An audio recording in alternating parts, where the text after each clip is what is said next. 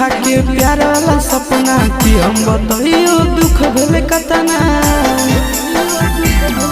हरे कुछ दिन देखा के प्यार वाला सपना कि हम बताइयो दुख भेले कतना।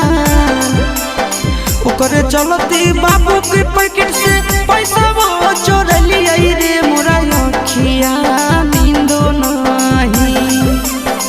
ओकरे चलती बाबू के पैकेट से पैसा वो चोर लिया रे मोरा अखिया नींदो नहीं।